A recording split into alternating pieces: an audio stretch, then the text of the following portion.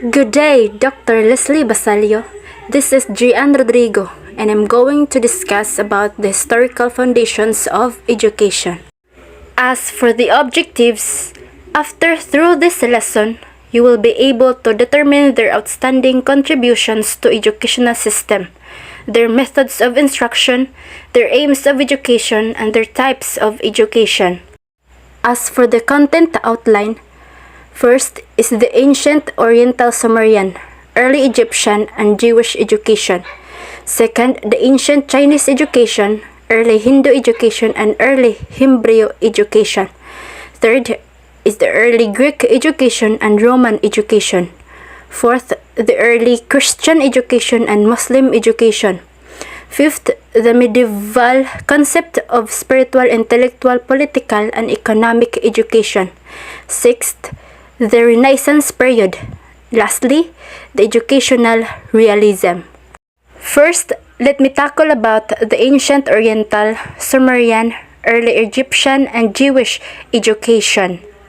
Okay, let's go to the education during the ancient period.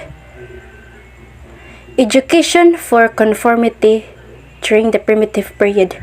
Aims of primitive education: to survive, to conform, and preservation and transmission of traditions.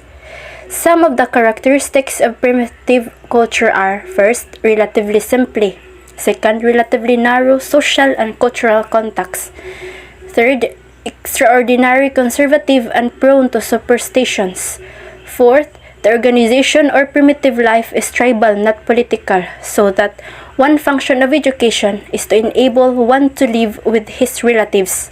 Lastly, the absence from primitive cultures of reading and writing. The type of education during the ancient period are vocational and domestic training, and religious or animistic. The contents are broad, indefinite, and unwritten, ritualistic, and prescriptive. The methods used of instruction during the ancient period are: all instruction was done informally. Second, the observation and imitation. Third, the simple telling and demonstration. Four, the participation. Agencies of education during the ancient period are home and environment. The outstanding contribution during the ancient period: the primitive man started the rudiments of education from which evolved the modern educational system. So we're done in the education during the ancient period. Let's go to the education for business people, or the Sumerian education. Sumerian education, where commercial people, their king called Patisi was their temporal as well as spiritual leader. Their system of writing was cuneiform. The aims of education during the Sumerian period: training scribes, trained to do ecclesiastical work in temples, mostly writing; training of bookkeepers to record their multifarious business transactions; training teachers, training the learners to be good and to do good things, especially their God and to humanity, called Namlolo. So in this period, they are more on training. So types of education: writing education, mathematical education, language education, vocational education, and professional education. The agencies of education during the Sumerian period are home, school, temple schools, and apprenticeships schools. The methods of instruction used during the Sumerian period is imitation and copying. The main work of the learners was the preparation of tablets. Teacher was called school father. Pupil was called school son.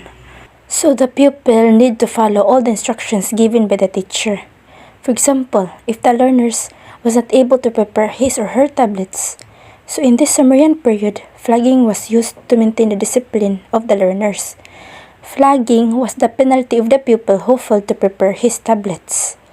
Flogging is a punishment in which the victim is hit repeatedly with a whip or stick. Next is the education for public administration. or early Egyptian education. Ancient Egypt was the birthplace of one of the world's first civilizations. It thrived for 2,000 years and so became one of the longest-lasting civilizations in history. The Nile River was the lifeblood of the ancient Egypt. It deposited a strip of rich soil, black soil, along each bank every year. Herodotus, the Greek historian, called Egypt the gift of Nile. The early Egyptian education. First, the aims are training of scribes, religious, utilitarian, and preservation of cultural patterns. Next, the types of education are religious, vocational, professional, military, priesthood, home, arts, writing, reading, and language education, and education for public administrations. Last, the contents to be studied: reading, writing, language, religion, artistry, mathematics, astronomy, engineering, architecture, physics, medicine, embalming, dentistry, music, arts, physical education, and military. The agencies of education during the early Egyptian period are home, temple schools, military schools, court schools, and vocational schools. The Egyptian education, girls were not allowed to attend school. They learned what they needed at home from their mothers.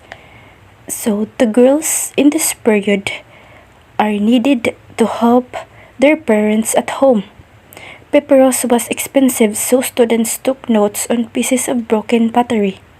There was strict discipline in schools. In the Egyptian education, the first schools were to train priests in Egypt. They taught reading and writing. They would study history, geography, literature, religion, math, surveying and engineering, medicine, accounting, and legal or letter writing. The sons of the pharaoh were educated at home by tutors. Noble boys only attended school. They started about 7 years old, but there was some higher education for 9 and 10-year-olds. Egyptian middle and lower class boys did not go to school. They learned a trade from their fathers. The effects or contributions of early Egyptian period. The ancient Egyptians made outstanding contributions to the development of civilizations. They created the world's first national government, basic forms of arithmetic, and a 365-day calendar, developmental of geometrical measurement and surveying. They invented a form of picture writing called hieroglyphics. They invented papyrus, a paper-like writing materials made from the stems of papyrus plants. They developed the first religions to emphasize life and death, built great cities in which many skilled architects, doctors, engineers, painters, and sculptors worked, built pyramid, a stamp for their rulers. The education for discipline, or the Jewish education. The aim of education in the Jewish period are ethical and religious. The method of instruction used are oral and learning by practice. The second one is the ancient Chinese education, early Hindu and early Hebrew education. First, let me discuss about the ancient Chinese education. Ancient China followed a policy of isolation. They have no fear for invasion, for they have no intention to conquer. This country did not care to associate the rest of the world, but desired to live unto self. The Great Wall of China was built for protection against invaders. Their education was mainly concerned in memorizing the works of Confucius, a religious leader who gave Chinese people rules for right living. In this period, the method of learning used is repetition and memorization. Selection for government was made by rigorous examinations. Through this system, the civil service examination was originated. The aims of education during this period are ideological and ethical or moral learning, cultural development, and civil service. The types of education are ideological and moral education, language education, vocational and domestic education, and civic education, military education. In this period, Taoism is a path of reasons. Second, Chinese philosophy for living attributed to Lao Tzu. Tao Te Ching, the book of the way, the virtue that comes therefrom. Scrutinize life and its purpose. Next is the early Hindu education. The history of early Hindu education. Excavation in the Indus Valley in the 1920s revealed the existence of an ancient which flourished between 3000 and 2000 BC at Mohenjo-daro and Harappa, now in Pakistan. The ancient Indus Valley people probably worshipped a mother goddess and a male deity, the forerunner of Shiva in later Hinduism. The Upanishads are the earliest books of Hindu philosophy and were begun over 2,700 years ago. During 2,000 years, important compositions like the ancient law book, the epics Ramayana and the Mahabharata, and the Puranas firmly established Hindu tradition in India. The content to be studied in the early Hindu education: first are literature for the Brahmins. Second, dancing. Third, sports. 4, linguistics, philosophy, and theology. 5, for military training. 6, astronomy, history, grammar, law, medicine, and mathematics. The aims of education during the early Hindu education. First, the Dharma. Dharma is an aspect of truth or reality. Second, Artha, the pursuit of wealth or material advantage, one of the 4 traditional aims in life.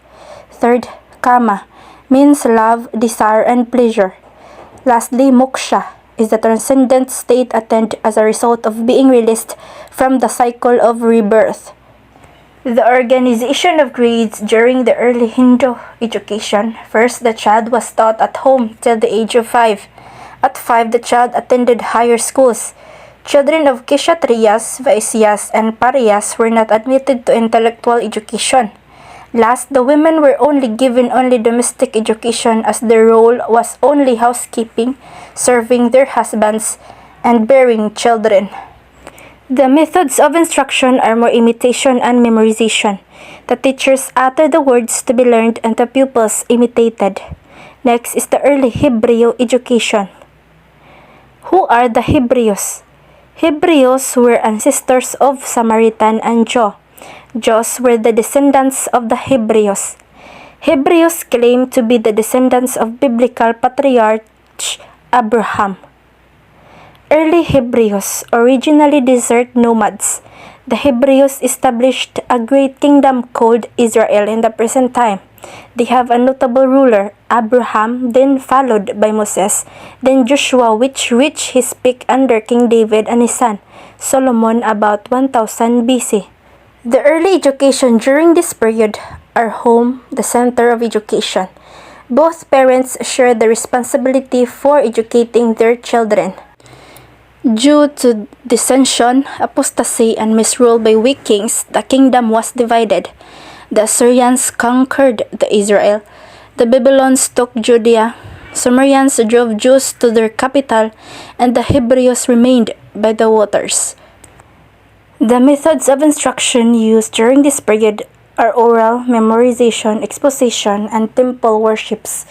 Boys were taught in the school where girls at home. Writing was done with stos. They use extensive mnemonic devices for memorization. They use audiovisual devices. Humanity is primarily indebted to the Jews. The following are their outstanding contributions to education and humanity. First, monotheism, the 10 Commandments, and the Bible. So we're done to the chapter 2, so let's proceed to the chapter 3, the early Greek education and Roman education. Ancient Greece was the birthplace of Western civilization about 2,500 years ago. The magnificence of the ancient Greeks in government, science, philosophy, and continue to influence our lives today. Citizens of a city city-state were strongly patriotic and many citizens took part in public affairs. The most advanced city-states established the world's first democratic government. The best-known city-states are Athens and Sparta. So the education in Sparta valued physical strength above all else. Boys started school at age 7 and lived in barracks or in the military houses. They were taught discipline, duty, strength, military skill. Girls also went to school and were trained to fight, but they did not live in barracks. Only the boys lived there. The aims of education in Sparta are military and discipline. I mentioned earlier that the boys lived in barracks, taught discipline, duty, strength, and military skill. The methods used of instruction or education was training, that learned by participating, testing, discipline and training, and last, motivation. The types of education are physical education, military education, moral training, literal intellectual training, music education, gymnastic education, and no vocational education. The outstanding contributions during the Spartan education, the development of patriotism, discipline, and military education were the outstanding contribution to education by the Spartans. So next is the Athenian education. Ancient Athens wrote works of drama, history, lyric, poetry, and philosophy that have influenced literature up to the present time. The famous playwrights Aeschylus, Sophocles, Euripides, the comedy writer Aristophanes, the philosophers Socrates and Plato, the historian Thucydides, and the orator Demosthenes. The aims of education in Athens are good citizenships, individual excellence, and many-sided development. The types of education are civic training, moral training, physical education, intellectual education, and art, music, poetry, and dancing.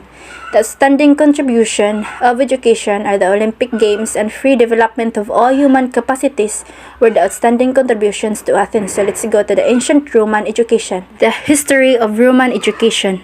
The city of Rome was founded in 753 BC. It controlled most of the Italian peninsula. At its peak in the AD 100s, the Roman Empire covered the half of the Europe, much of Middle East, and the north coast of Africa. But in AD 476, warlike Germanic tribes overthrew the last Roman emperor.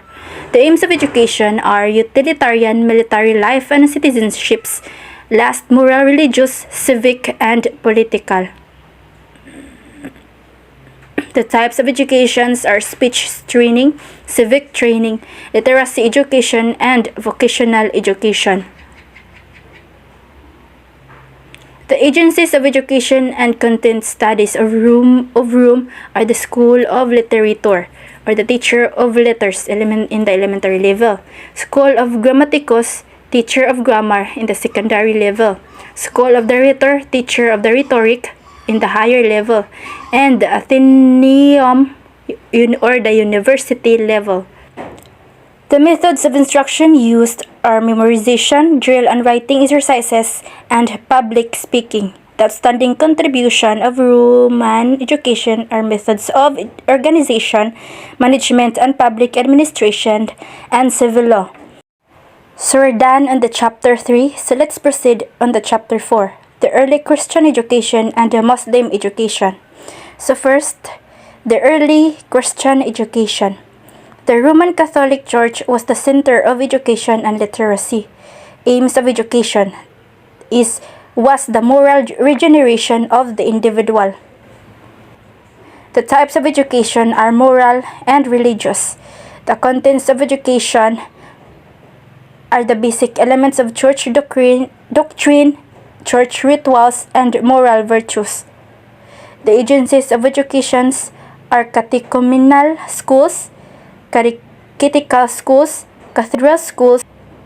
Methods used: impromptu exposition, exhortation, example methods, catechetical method, and rote recitation. Done with the Christian education, so let's go to the Muslim education.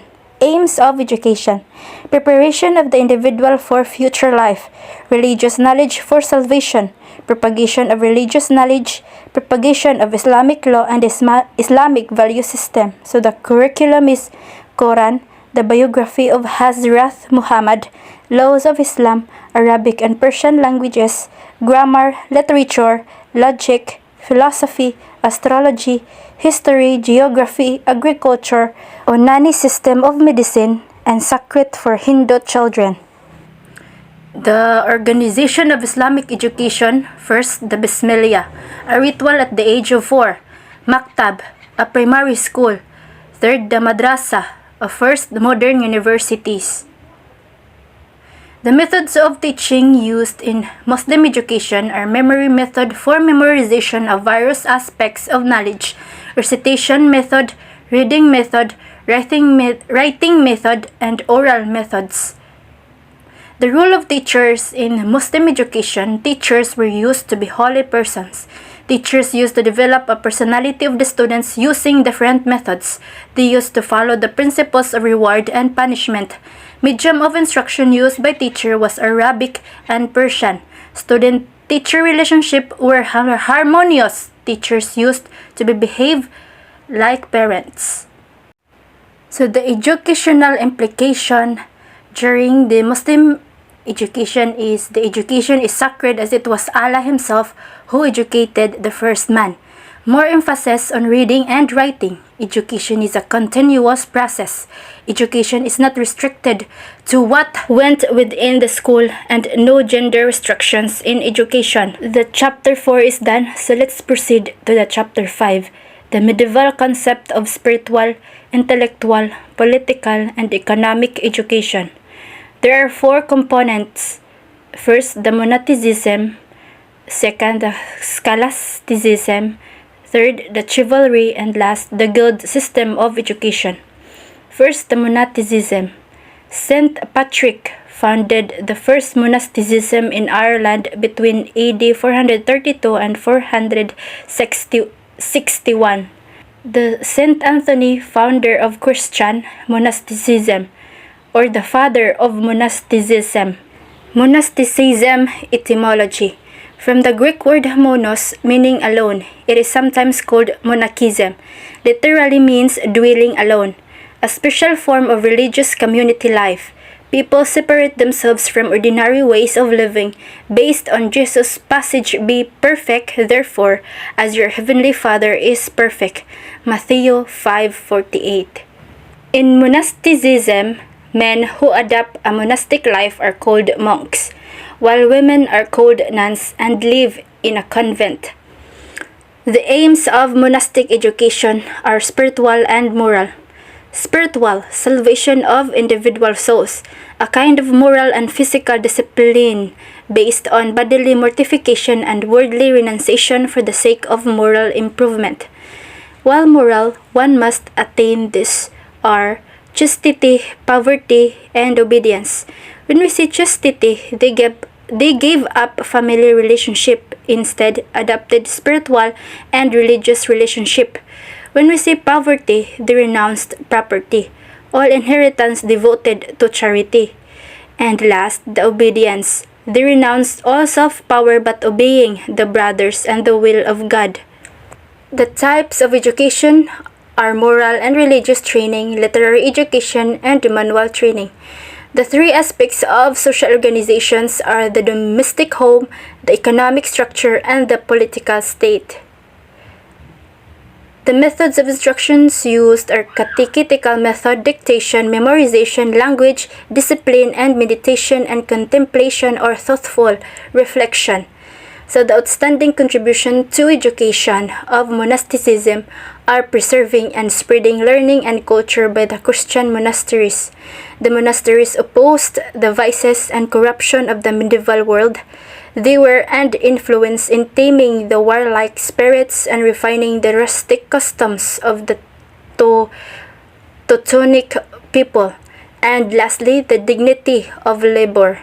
Let's proceed to scholasticism. Scholasticism was a general designation for the particular methods and tendencies to rationalize the doctrines of Christian Church.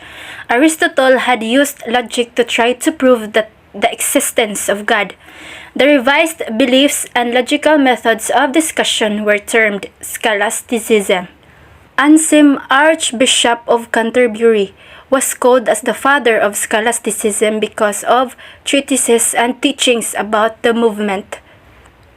There are 8 major scholastics of 12th century. First, Saint Albertus Magnus.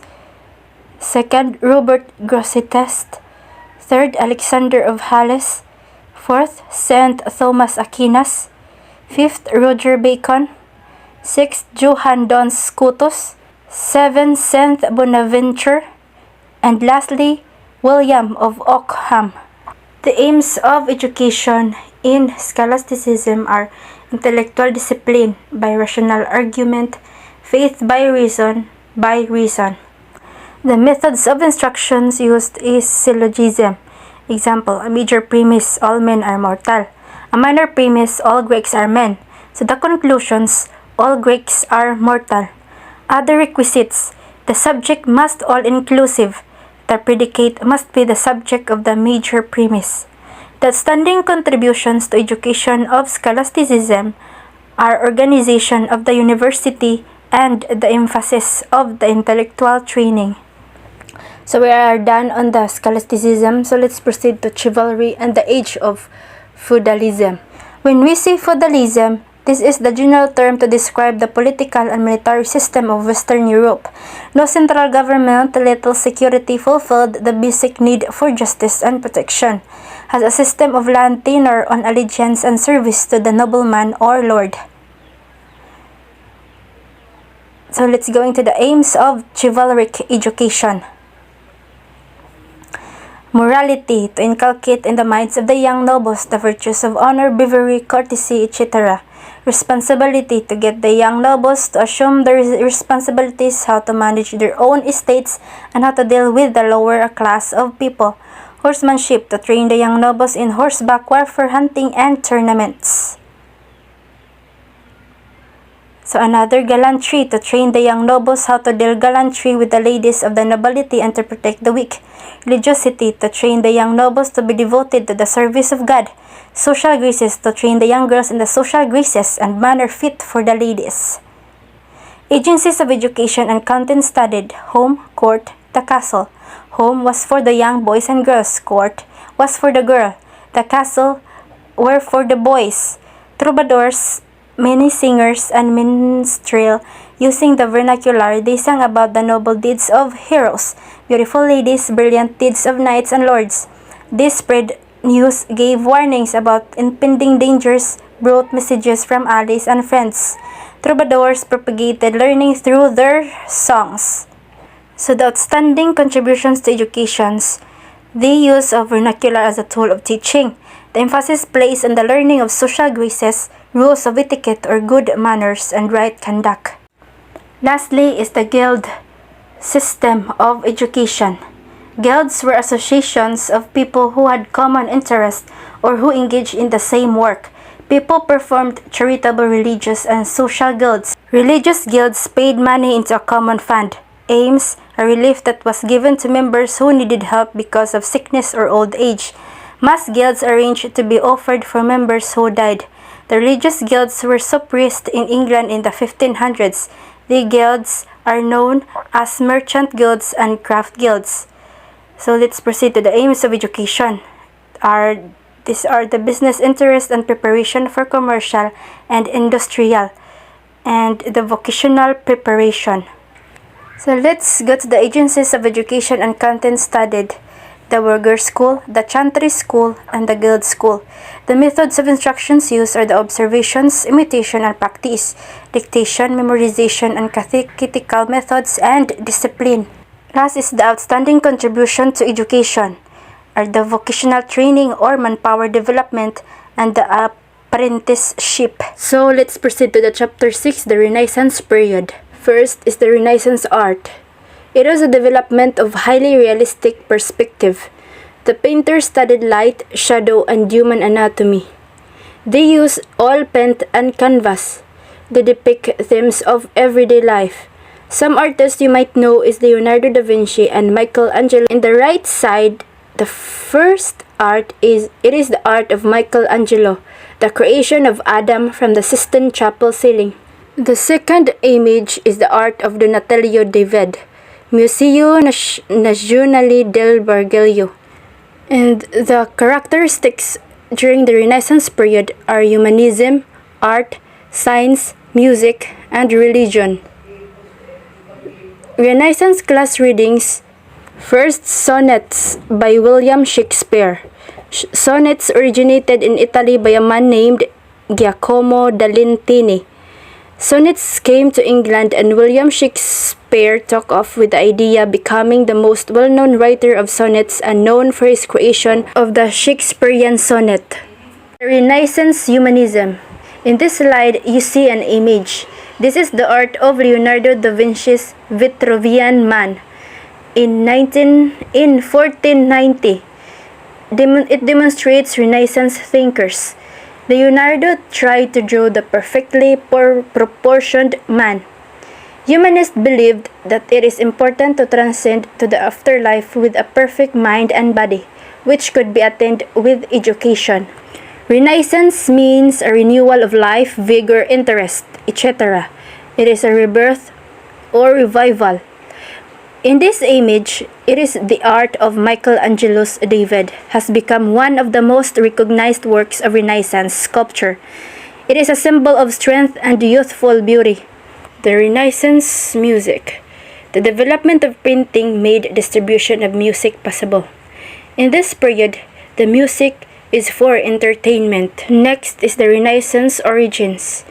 The first image, it is the work of Peter Bruegel's The Triumph of Death in 1562. This is called the Black Plague. Black Plague, Italy was hit badly by the plague, and it has been speculated that the resulting familiarity with death caused thinkers to dwell more on their lives. It also led to new wealth.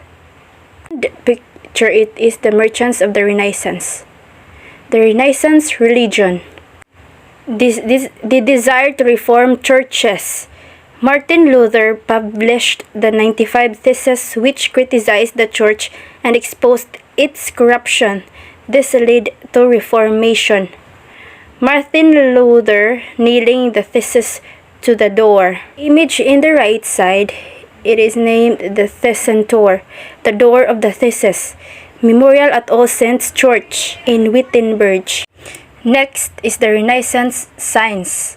The rediscovery of ancient texts and the invention of printing democratized learning and allowed for faster preparation of ideas. You will see an image, and it is the art of astronomer Copernicus, or Conversations with God by Matichko.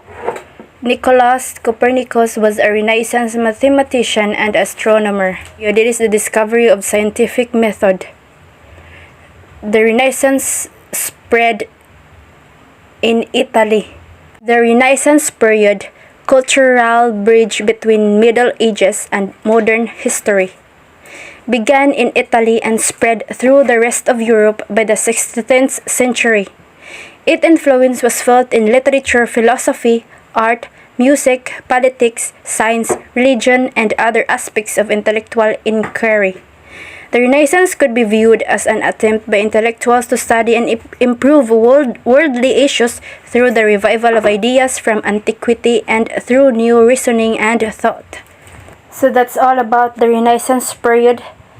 Let's proceed to the chapter 7, the educational realism. So what is realism? Realism, it is an attitude of mind, a mode of thinking, and an attempt to explain the nature of things, according to Deman 2008. It represents the theory that particular things exist independently of our perception, the doctrine that universals have a real objective existence. There are 4 forms of realism. First, the scholastic realism. Second, humanistic or literary realism. Third, social realism. Last is the sense of realism. First is the scholastic realism. The educational philosophy of scholastic realism is essentially dualistic. Dualistic means recognizes both natural and supernatural. The primary function of this mind in the world is that of cognition. Scholastic realists believe that change is not completely ruled out from scholastic system. Goodness is commended to children as a divine command. The second form of realism is the humanistic or literary realism, also called as verbal realism. This form of realism believes that a complete knowledge of man, nature, and society is needed to fit the individual for the realities of life. Humanistic realists believed that education is gained through books and they should have actual use in one's life. Its purpose is to master man's own environing life, natural and social, through knowledge of broader life of ancients. The third form is social realism. It criticizes bookish knowledge because it believes that practical knowledge can be obtained through travel than books. The content of book is insufficient as a preparation for social life and to make judgment of the problems of society. Social realism explains that education should equip learners for a happy and successful life as a man of the world. The last forms of realism is the sense of realism, also called as scientific realism, where its exponents are called innovators. Scientific realism, reality is based on what our senses can perceive, since realists believed that knowledge can be gained through our senses. Instruction should follow inductive method. The ultimate purpose of education is still happiness with God. That was all the four forms of realism. Let's proceed to the chief exponents of realism. Aristotle, the first prominent realist philosopher, the father of realism, a student of Plato and teacher of Alexander the Great, known to modern world through his lecture notes. Aristotle's Organon is his contribution to logic and reasoning, consisting of 6 books. Aristotle believed in the direct observation of nature, and in science he taught that theory must follow fact. Logic was for Aristotle the necessary tool of any inquiry, and the syllogism was the sequence that all logical thought follows. Implications of realism in education. Realism traces out that education should address itself immediately to the realities of life. Education is expected to provide adequate training for practical living to meet successfully the vicissitudes of life. Use of objects in education are Marla Montessori. Learning is based on facts, analysis, and questioning. Education should proceed from simple to complex and from concrete to abstract. Realism believes that education should transmit culture, develop human nature, provide man with the basic education needed for his survival. That's all about my report, and this is the end of my presentation. Thanks for listening, and God bless.